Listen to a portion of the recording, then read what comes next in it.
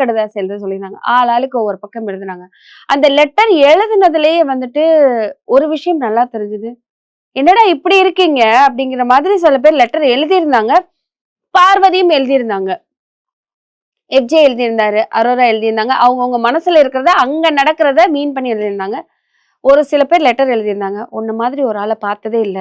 உள்ள மட்டும் கிடையாது. வெளிய கூட உன் மூஞ்சில நான் முழிக்கவே கூடாது. உன்ன பார்க்கிறதே பாவம்னு நினைக்கிறேன். அப்படி என்ன அவங்க பாவம் பண்ணிட்டாங்க? அந்த பொண்ணு மூஞ்சில முழிக்கவே கூடாதுன்னு ஒருத்தவங்க லெட்டர் எழுதினாங்க. உங்க பேர சொல்ல நான் விரும்பலங்க. உங்க வயல் ஏங்க நீங்க என்னங்க சொல்றது? பிக் பாஸே கீழ போட்டாரே கனி எழுதியது அப்படின்ட்டு. உள்ள இருக்கிறவங்களுக்கு தான் அது யாருன்னு தெரியாது. அப்படி என்ன அவங்க பண்ணிட்டாங்க? வெளியில இருக்க மக்களுக்கு யார் யாருக்கு லெட்டர் எழுதிருக்காங்கன்னு தெரியணுன்றதுக்காகவே கீழ படிக்கும் போதே கீழே பேர் போட்டிருந்தாங்க. விக்ரம் எழுதியது, கனி எழுதியது அப்படின்ட்டு. இருக்கிறதுலயே ஒஸ்ட் லெட்டர் அதுதான்.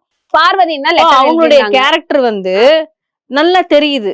இங்க இப்படியே ஆப்போசிட்ல பாத்தீங்கன்னா பார்வதி நினைச்சா எல்லாருக்கும் எழுதிருக்கலாம். ஏன்னா பார்வதிக்கு எல்லார்கிட்டயும் சொல்றதுக்கு நிறைய விஷயம் இருக்கு. கண்டிப்பா.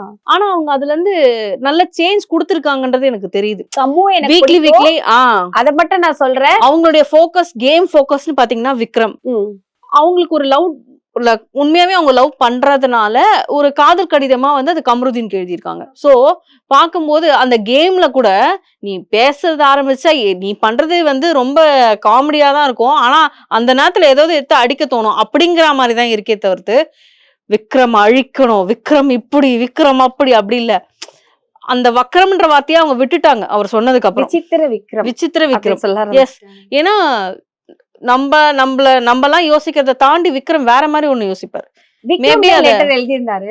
எனக்கு ஒண்ணு ரொம்ப பிடிக்கும். I love you. வெளிய வந்து இந்த ரொம்ப க்ளோஸ் ஃப்ரெண்ட் ஆயிரக்கூடாது. எதனால வந்திருக்கோம் நீங்க நினைக்கிறீங்க? தெரியலையே. அதுக்கு முன்னாலதான் சாட்டர்டே ரோஸ்ட் நடந்தது எஃப்ஜேக்கு. சோ அந்த நேரத்துல வந்து பார்வதி ரொம்ப பிளாஸ்ட் ஆகி அழுதுட்டாங்க.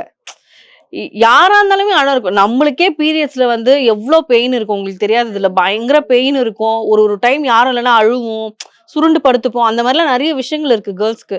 அந்த மாதிரி டைம்லயும் நின்னு வேலை செய்யுது. ஏன்னா இங்கெல்லாம் பயங்கரமா நம்மளுக்கு வலிக்கும் இல்லையா காலெல்லாம். அந்த டைம்லயும் நின்றுட்டே செஞ்சுட்டு இருக்கிறது, அந்த பெயின்லயும் செஞ்சுட்டே இருக்கிறது, மூட் ஸ்விங்ஸ் இருக்கும், இரிட்டேட் ஆகும். அதெல்லாம் அந்த தாண்டி அந்த வீக் அந்த பொண்ணு முடிச்சிருச்சு.